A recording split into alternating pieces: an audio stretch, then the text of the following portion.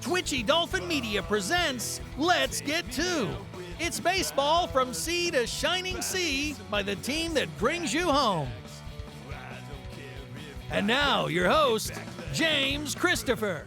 And welcome back to Let's Get To. We are back with a full episode as we get ready to visit two of Minor League Baseball's favorite mascots.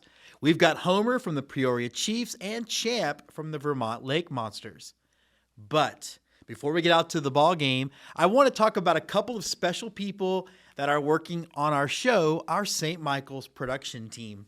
We have a couple of our students who are going to continue with us through the end of this season and the beginning of the new show. So we're very excited to have Shelby Allen, Austin Bouch, and Richie Morales working on this show. They're going to get to help create the episodes, marketing, video stuff, and above all, helping to provide a youthful voice to our projects going forward, because I am not, in fact, getting any younger. So this is the penultimate episode of Let's Get To. That's right, second to last. Have a good time and stay with us. On the St. Louis team, we have who's on first, what's on second, I don't know's on third. That's what I want to find out. I want you to tell me the names of the fellas on the St. Louis team. I'm telling you, who's on first, what's on second, I don't know's on third. Do you know the fellas' names? Yes. Well, then who's playing first? Yes. I mean, the fellas' Who's names on first? The Let's The fellow Get playing To first team base of the for St. week. Louis.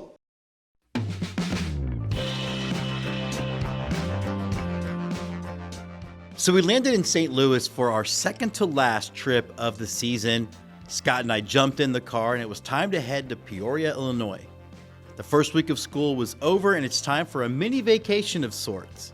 And the best part, we were meeting up with some friends. We met with Gary, a friend of mine who I've known for decades, and two new friends in the baseball world, Zach Beeson and Lynn Smith. There's a lot of places and ways to unwind, but give me a ballpark any day. And if it's Dozer Park, well, that's like the all-inclusive resorts of ballparks. From beautiful manicured fields to plenty of great places to eat and a large assortment of local beverages. Now, one of the things I dig the most, it is a Caterpillar town with the legacy of building and creating. And I love that the ballpark isn't called Caterpillar Park, it's Dozer Park. Like bulldozer? Get it? Now, you truly do feel welcome when you walk in. It's a place for everyone. And what I love about baseball is no matter where you are, no matter where you're from, you're already part of the family. You're one of the people who get it. And immediately when you walk in, it's a relaxing feeling. And as we get closer to the end of this season, I can't take for granted just how much I'm going to miss it when baseball's temporarily gone. The season has flown by, and I will miss those moments at a ballpark where I can walk in and feel like I'm 6 years old. And that's what happens to me every time I walk across a concourse and I see the playing field for the first time. It takes me right back to the past, where every game was a magical trip, a 9-inning moment in time spent with special people watching the greatest game ever invented. Now, baseball has always been a sport with one foot in the present and one foot in the past. And everywhere around Dozer Park, the past is present to connect with all generations of Peoria Chiefs fans. We spoke to Cody, voice of the Chiefs, about all things Peoria baseball. Now, the Chiefs are celebrating their 40th anniversary, which makes for a natural time to reflect on how far the team has come in 4 decades. Peoria baseball has a long tradition going way back to the Distillers and playing baseball down at Old Woodruff Park on Adams Street, just a 5-10 minute jaunt from where we are at Dozer Park. So baseball goes way, way back, the old Illinois Iowa League, and, you can retrace Peoria baseball 100 years. But the Chiefs have been around. This is our 40th on-field season when you consider the COVID layoff. So 40 and a half, we're kind of in between. But we marketed this year as our 40th on-field season. And Pete Vanaken bought the club in 1983. And we rolled it out there in 83, started out as an Angels affiliate very briefly. And then it's been a dance between the Cardinals and the Cubs, and currently affiliated with St. Louis as we have since 2013. The history is something we take a lot of pride in. You mentioned the wall that's showcased here in the videos. Over 200 big leaguers came through Peoria. Yeah. Wow. And obviously some of the names really jump out. Albert Pujols, Greg Maddux, Yadier Molina. Those guys are, Maddux, of course, already is Hall of Famer. The other two guys are pretty much as no doubt as you can get. Joe Girardi, Rafael Palmeiro, Coco Crisp on the all-name team.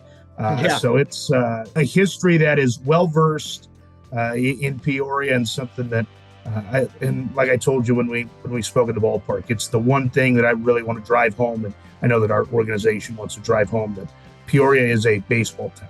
I think the important thing when you talk with our general manager, Jason Mott, and our staff, just we love our affiliation, our partnership with the Cardinals, and they are fantastic and great to work with in every way, shape, and form. But our history too, we like to, make sure that, hey, we don't neglect, just because we're not currently an affiliate of the Cubs or of the Angels, don't erase that portion of your history, because we're not here today without a lot of those seasons and fans filling up the ballpark, and Minnan Field and Pete Vanaken Stadium, O'Brien Field, and now, of course, Dozer Park. So, to erase those from the history books, we think would be a misstep. And it's something we embrace regardless of affiliation. But we've been really blessed to have the Cubs and the Cardinals in town for as long as we have. You said it, Peoria is a 50-50 split. It always feels like when your team's winning, maybe it goes 60-40. When the Cardinals won all those titles, and 2011, obviously the David Freese season, and when you have Pujols and Molina teaming up and terrorizing the Cubs for a decade, you see those Cardinal fans on the front line, certainly. Now, Peoria's Mr. Baseball, Pete Vanaken, is essential to the history of baseball in Peoria, bringing the Chiefs to town 40 years ago. He loved baseball, and he loved the people that baseball brought into his orbit. And when you walk in, you see a statue of him as soon as you enter Dozer Park, and you feel that energy is kept alive. Yeah, and again, it all goes back to our history. When you walk in, you see that bronze statue of Pete Vanaken, and that was really his thing. He would go around the ballpark, and he would hand out baseballs to youngsters, and I can only imagine how many young fans he really molded into baseball fans. Getting a baseball at one of your first games, cloud nine moment, right? So, but I think it really goes to our history, and, Peoria, we had teams, and then we were kind of dormant before Pete came along and obviously purchased them from Danville. They were the Danville Sons at the time, and then he relocated them to Peoria. So I think it's a combination of two things. One, again, we really want to embrace the history. We want everyone to know the story of Pete Vanaken and Peoria's Mr. Baseball. I mean, he gave the eulogy at Harry Carey's funeral. If you haven't seen it, go on YouTube. It's pretty moving. Baseball needed Harry Carey, and it's hard to imagine the game, the city, the world without Harry. Now, how's Peoria been a baseball fixture for 40 years when there have been teams in baseball with much shorter lifespans? They are good community partners. I think there's two things that we've done specifically that we take great pride in. And, I'll throw in a couple more things even. I think first off, our Peyton Leverton, who runs our community relations, is fantastic. Whether that's participating in a reading program, visiting the Children's Hospital right down the street, whether that's a donation request, offering up some tickets or a Chiefs basket for a local fundraiser. We're so involved, and she has kind of her hands on just about everything in the community. So really commend her and everything she does, and taking Homer out and about in the community, and whether that's a farmer's market on the riverfront or to a local school or a local Little League game. What she does is fantastic, and we're all over the place. And of course, our COPA initiative, we really ramped that up this year.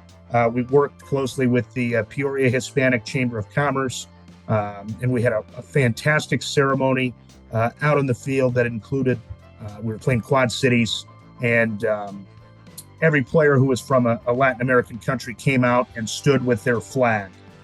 Really nice moment. And you could tell, especially the folks from Quad Cities, what it meant to some of their players to be included in this ceremony. I know Juan Carlos Negrete specifically is from Cuba, and you could tell he was really prideful and really excited to be a part of the ceremony. Peoria celebrated Latin baseball players by recognizing players from those countries. Players from both teams, which I love, both teams, came out and stood behind their flag. And we spoke to Cody about this moment and what it meant to those players. When you talk to even members of our coaching staff, or scouts around the league throughout the year, there's a gentleman I talked to early in the season who does a lot of international scouting and just talks about how rewarding it is to see, those kids get signed or, venture into the States and play baseball. What a rewarding experience that is. And again, we take a lot of pride in that Copa ceremony. I think it's something we're going to do year in, year out from now on. But it was just really special. And yeah, to your point, I think, it does carry an extra layer for a lot of those young men. And certainly we were happy to play a small part in telling Juan's story. Peoria's driving force behind the ballpark experience is a phrase that's so simple, I can't believe I hadn't heard it before. And the word we kept throwing around this year was vacation. Like, hey, there's a lot that goes on in the world.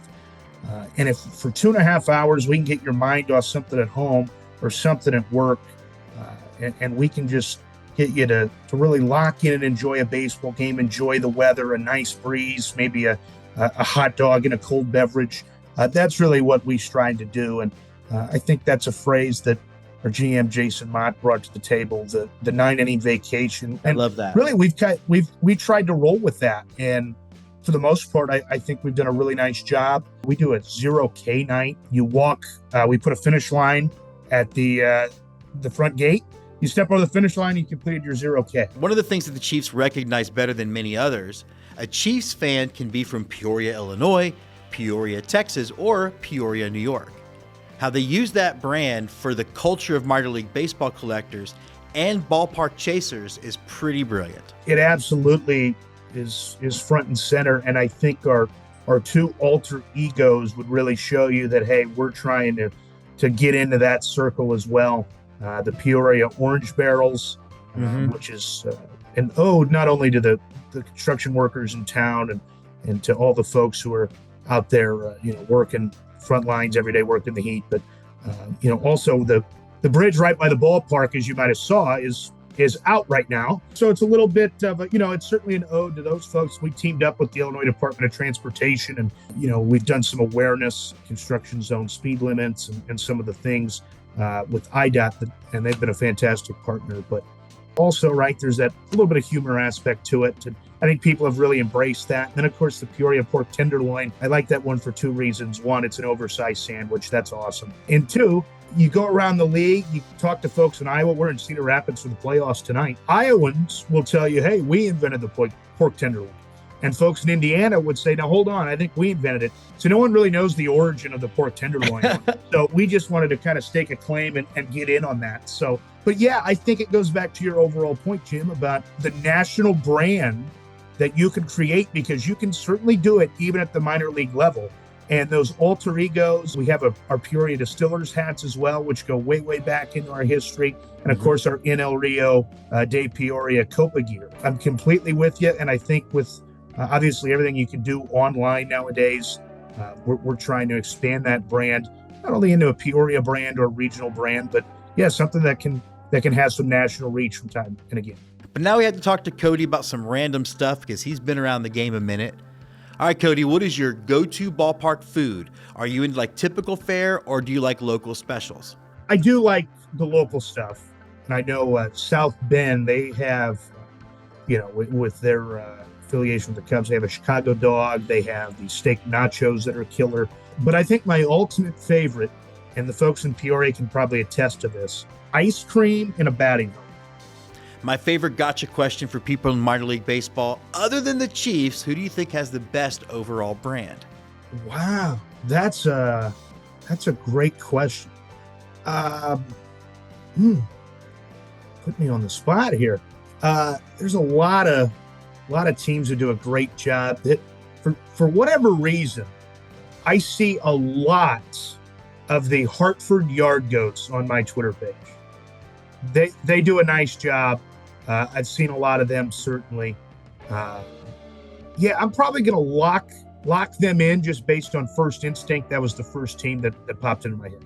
And shameless plug, you can check out our Yard Goats episode from last week. Now, what I love about Cody's interview, it's clear how much he loves the Chiefs, and it's that level of buy-in from up and down the Chiefs staff that does make it a 9-inning vacation. It's a mission they choose to accomplish, and they accomplish it. When we were there, it was superhero night, so we took a mini trip to Gotham and the MCU. And as a longtime comic nerd, I can confirm the costumes were top-notch, and my granddaughter Lulu thinks I am the coolest because I know Spider-Gwen. Big props to Robin for his stick-on domino mask. Props to Batman for the Bat photo bomb, and Spider-Man with the Captain America shield is very Braxton. My grandson, it's his go-to. Now next season, you'll be faced with so many choices when it comes to baseball travel. I would suggest that when you're on your cruise through baseball, you make Peoria one of your stops. Disembark, get a beer, get a hot dog, and enjoy one of the greatest games ever invented in one of the coolest ballparks to ever host it.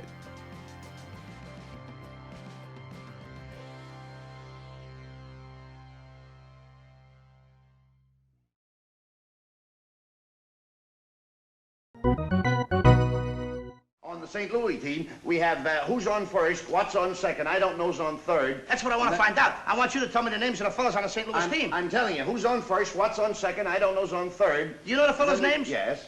Well, then who's playing first? Yes. I mean, the fellas' Who's names on base. first? The Let's The fella Get playing To first team base of the for St. week. Louis. Who?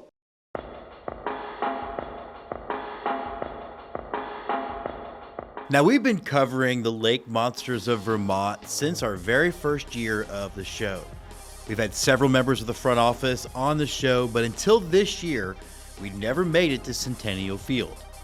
But when you're on the quest for 50 and it's time to get to Vermont, the Lake Monsters are your number one choice. Now, Vermont was at the tail end of the storms that decimated the region, and you could sense the folks were excited to be back at the ballpark. It's a collegiate summer league team, but the field and the playing space all felt like the thing you might see at an affiliated ballpark because, well, it was. And they might not be affiliated anymore, but they haven't lost a step at the ballpark. Now, the field is beautiful. It's a real sea of green, y'all, no doubt aided by that more conducive Vermont climate, as opposed to Austin, Texas. Seriously, my yard looks like a set piece from the Grapes of Wrath. Now, we showed up on hot dog hysteria, and that meant hot dogs everywhere. And to paraphrase the late Jimmy Buffett, we had dogs to the left, we had dogs to the right, and I was the only Texan in town. And everyone was lined up for that most traditional of ballpark food. It even featured a pretty epic hot dog eating contest between two players on the field that we shot in slow motion because down here at Let's Get To, we are artsy like that. Now, the fan experience, it's driven by a lot of things. Look, there's lots of alcohol, and you know, if you've got a branded beer named after your team, you're taking your libations very seriously. You had kids playing catch. You had a woman practicing her first pitch. There was fans playing cornhole. There really is a lot going on, and the people were not daunted by the, look, let's be honest, the initially soggy weather. Now, to find out more about these mysterious lake monsters, we got to hang out with Jess Becker. She is the Marketing and Community Relations Manager for the Vermont Local 9. We talked about everything related to the monsters, including their adjusted after being removed from the ranks of affiliated baseball. But you know, we kept coming back to Champ, the one-time mascot of the year for Let's Get To. This guy is all over the park, hanging out literally in rain or shine. Champ is our mascot. Champ goes all around the Burlington area and visits Little League events, visits schools, community events, libraries. Champ was actually at a library this morning, and so were some players reading to kids. But we wanted to find out if the range of the lake monsters was limited to Centennial Field, or do they migrate into other parts of Burlington? And yes, I'm absolutely loving playing up this whole mysterious monster thing. And I was, of course, very curious to find out, how did Monsters fans adapt going from affiliated minor league baseball to collegiate summer league? Now, the fan experience hasn't changed despite the change in affiliation. And how much does that matter to Lake Monsters fans, new and old? Fans are definitely still coming out. Tonight is actually Hot Dog Hysteria, 25-cent hot dogs all night long, and we are expecting a very large crowd. I know that my friends will be there. That's something that they look forward to every year, and we consistently have large crowds here at Centennial Field, and I don't think our fan base really has changed. People just want to have baseball in Burlington, and having baseball in Burlington just means so much to the kids that we have at our baseball clinics, to the UVM club team. Everybody just wants baseball here. So when we were disaffiliated from the minor leagues, everybody was like really sad about that. And then when we became a collegiate wood and bat team with the Futures League, everybody was just so excited to have baseball back in Burlington. And people show up and people love the experience that we've been able to provide since that transition. One of the things I always want to ask a young woman like Jess, how aware is she that while she's doing her job and running all over the ballpark, she's setting an amazing example for young women out there? I never really had that kind of representation until Jessica Mendoza became one of the analysts on ESPN for ESPN Baseball.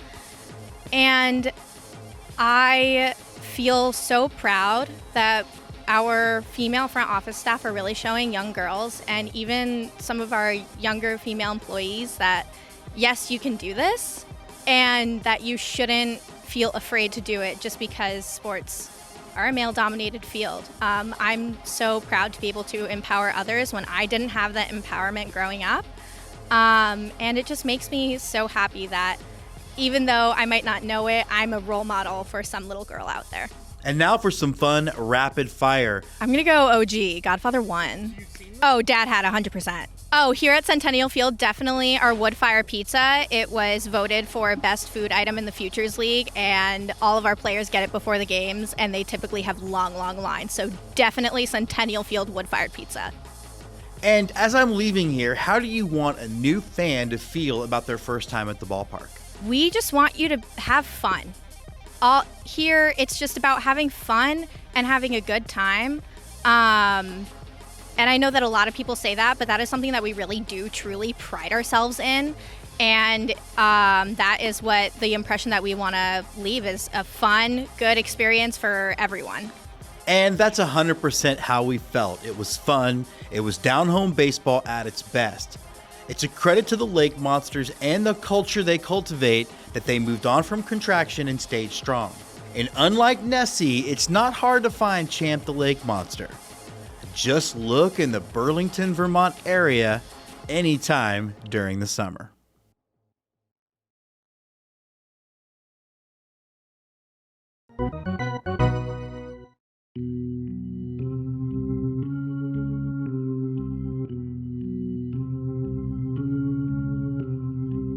And now, on to close it out, the right-hander from Houston, Texas, James Christopher. So that does wrap up the penultimate episode of Let's Get To. Tune in next week as we say hello to the Fredericksburg Nationals and goodbye to the show Let's Get To. It's going to be a jam-packed episode, and it'll be a fun, fond, and a little sad farewell. But that does wrap up this episode, and usually we end the show with saying, get you some peanuts, get you some Cracker Jack, and most importantly, let's get two. But in this case, we're just going to say next week, let's get one more. Let's Get Two, presented by Twitchy Dolphin Media. Creative Director, Jessica Jedgetz. Written, directed, and hosted by James Christopher. Executive Producers, Andy Tomcheson and Scott McIntyre. Produced by Andrew Nelson, Eric Mertens, Jess Canaster. Commentary by Gary C. Warren, Emily Nyman, Paul Caputo, Ed Rivera. Music by Grace Usselman, On Holiday. All trademarks of the teams covered on this episode are the property of those teams. Look for more content from Twitchy Dolphin Media and the Let's Get To family, including Go-Go Astros, Fanboy 76, Yell Fight Suey, Jerseyed, and Unboxed. This has been Let's Get To, baseball from sea to shining sea by the folks who bring you home.